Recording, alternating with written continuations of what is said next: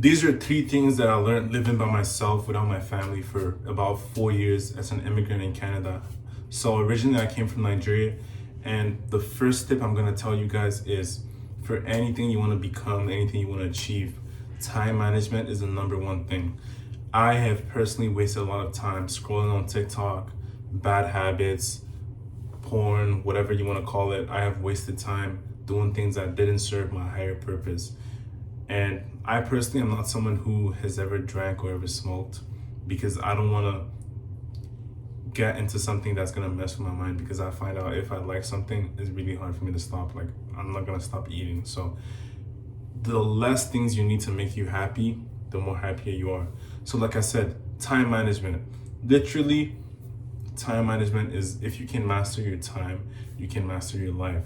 How you spend your time, making conscious decisions, who you spend your time with, being able to manage every single hour of every day using a Google Calendar is literally the most important skill that is gonna empower your life.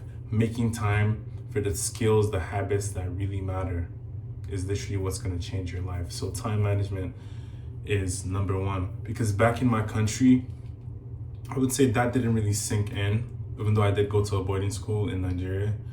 We had the time managed for us, but like, when you come to a space where no one tells you what to do and no one gives you a schedule, you can wake up at 8 a.m. tomorrow, you can wake up at 10 a.m. tomorrow, you can wake up 11 p.m. tomorrow. You have a constant schedule that's always changing. It's hard for you to manage your time for yourself. It's hard for you to stay consistent and disciplined to the things that you really want if no one tells you to do it.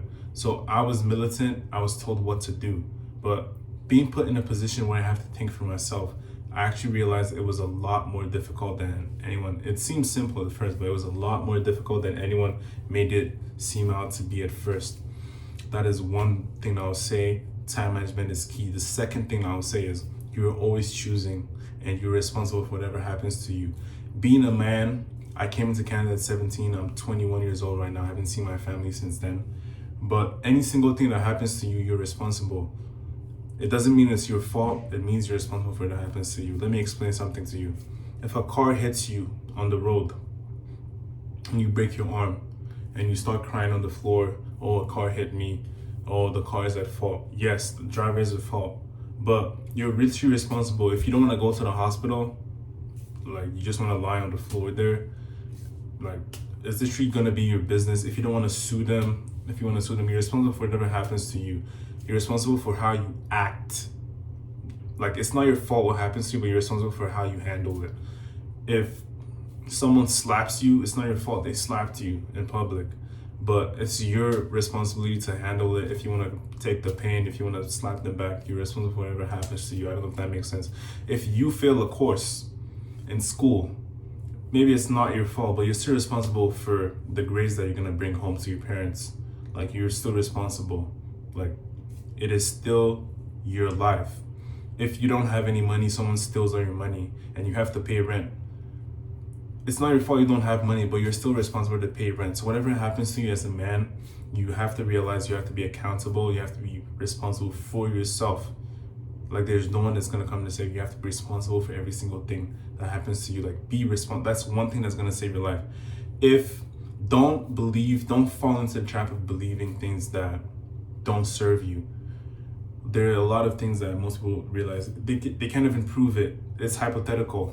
Like, let's say a grade, like let's say a course in school that everyone is dreading. It's so hard. Most people fail. The instructors are trying to fail us.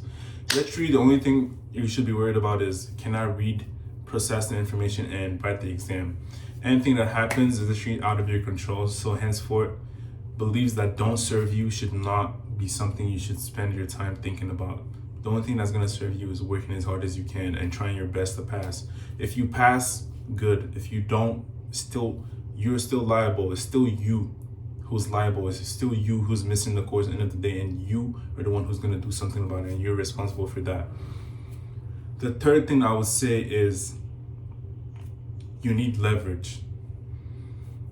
And what I mean by leverage, I would say money as leverage. You need leverage. Minimum wage jobs, they don't really help you as much as you think. They can help you survive, but you can't stay in survival mode forever. You need leverage. Working for people's companies where you could get laid off at any time doesn't give you leverage. Leverage, to me, is being able to control the things that you want in your life. So being able to have direct control of your money, maybe starting your own business, starting your own creator, your own brand or whatever. But at the end of the day, if you don't have money, you're responsible, just like I said in the previous point. So create leverage for yourself. How do you create leverage for yourself? You have to, when it comes to money, I would say save, have an emergency fund, but always work towards something better. If you have a job right now, why not find a job that can pay you higher, even if you have to learn more skills? If the jobs that you keep getting, once you've worked a couple of jobs, you're gonna realize that you can't really get rich from a job. So if your goal is to get rich, how do I get leverage when it comes to getting rich? That means I wanna make money without spending that much time into stuff. And it might require upfront time. Like, let me give you an example.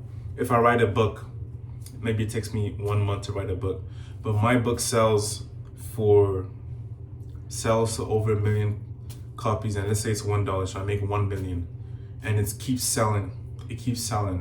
That means I have leverage, which means after I make the book, I'm not really earning on my time. I'm earning on how much I can sell.